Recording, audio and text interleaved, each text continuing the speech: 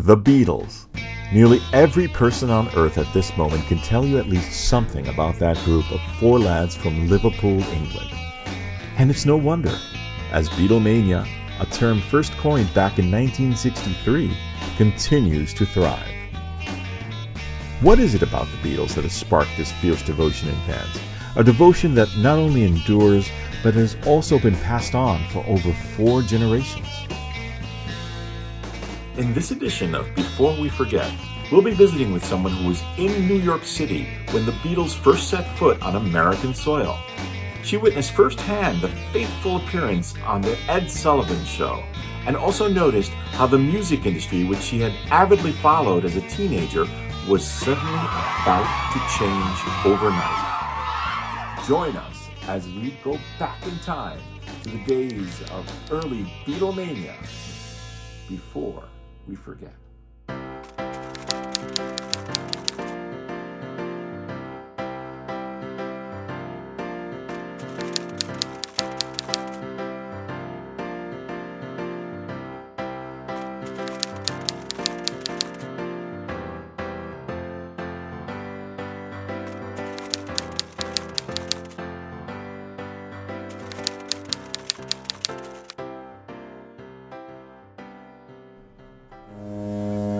Liverpool, England. This is where the Beatles story begins.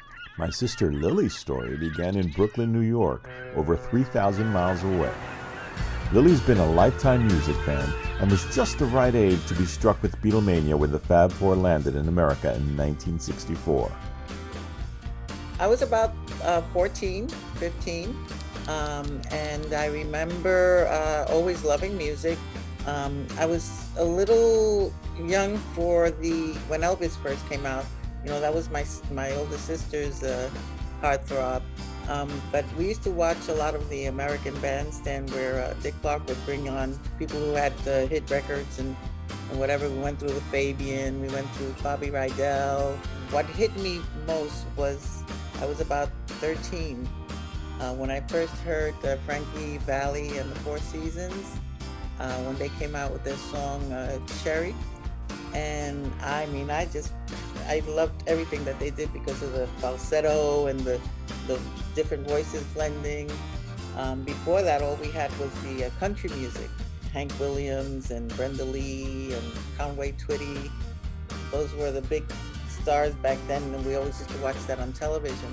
But when the rock and roll era came out, my teenage years were when all the girl groups came out, you know, the Chiffons, the Ronettes. You were telling me about those girl groups. Now, I don't know if this was before the Beatles or after, but you actually used to go to the Mary the K shows in Brooklyn. Is that correct? Yes. PBS has been running a show about those days. Can you talk about some of those groups that you did see early on? Oh my goodness, I saw so many. It was at the Brooklyn Fox in New York City. We would go there. They would have like 12 to 14 people coming on singing. You know, I saw the Ronettes. I saw Smokey Robinson and the Miracles. I saw the Temptations. I saw, oh my God, the Martha and the Vandellas. So it's a lot of those groups actually used to tour with the Beatles, didn't they? Didn't the Beatles open up for a couple of them? They used to open up for a couple of them, yes. And look at this now. They're who's going to open up for the Beatles now, right?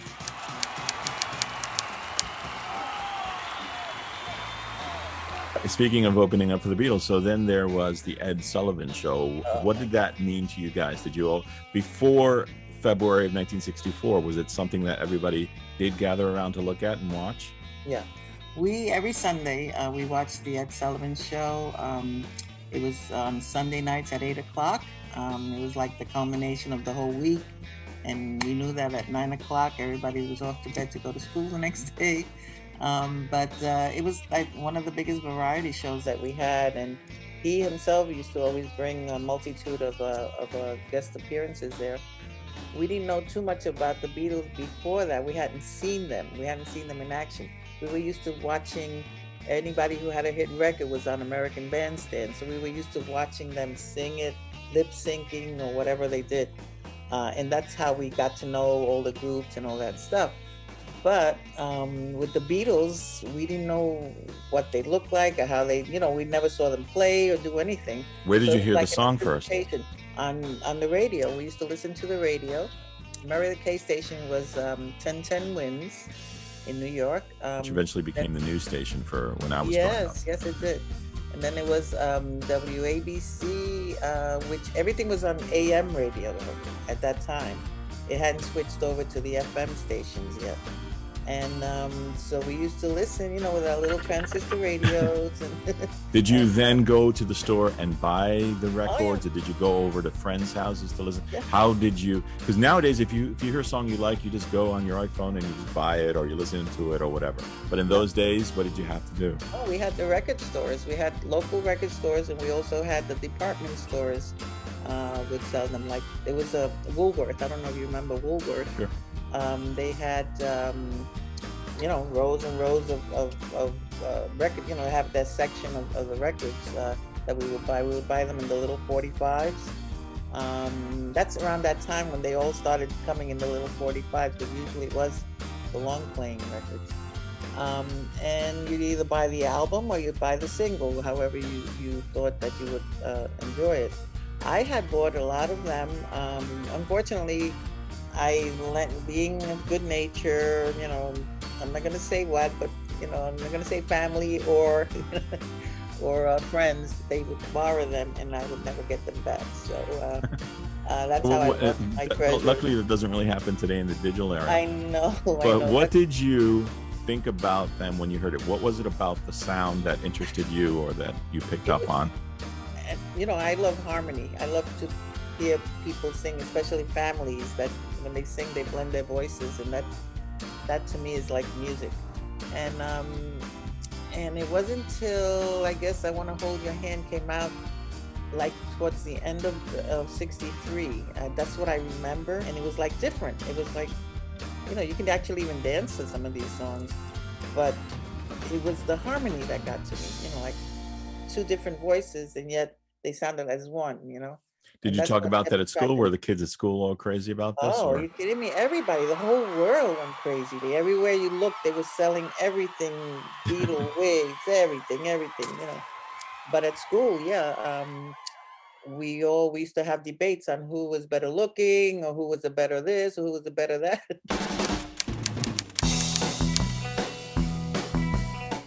It was a stressful day for me because I was I went with my sister and her boyfriend to the movies. I was kind of like a chaperone. What movie was that? I have no idea okay. at this point. All you were thinking about is I've got to get home. Yeah. And there was two movies, and then we missed the beginning of one, and in those days you could watch the beginning of it again. Yes. And I said, it's almost 8:00. It's 7:30. We were all the way down Brooklyn, all the way down. We had to take a bus home, and I was like, we need to get home, and I was like so furious, and the bus wouldn't come. And by the time we got home, it was probably 8:20 or so, and I rushed in, and I'm like, and my other sister was there with her boyfriend, and I said, did they come on? The Beatles are coming on. And they said, no, they already came on. I said, no, they didn't.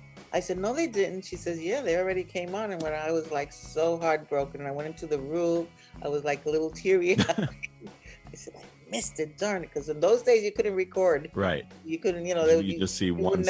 If you didn't see it, right, then you weren't going to see it ever again. That was our main, our mindset. But then they came back. They came back for the second time. And that's when I came running in, and I saw, and I was like sitting there like mesmerized, because did you feel at the time that you were sitting through something historic, or did it just feel I felt like it was like, holy cow.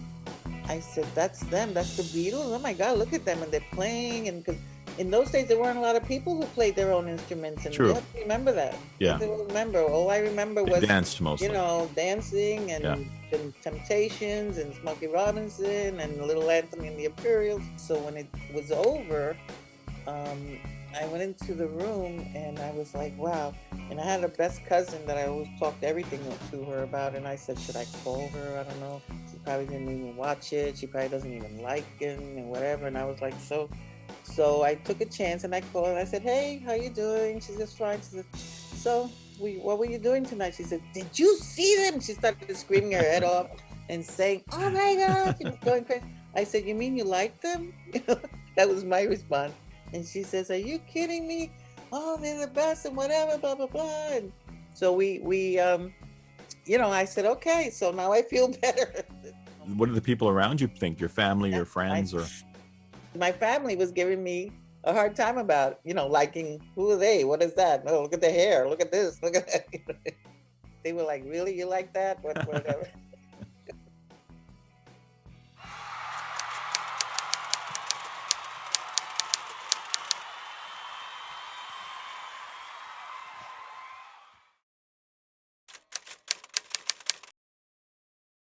Coming up on the next episode of Before We Forget.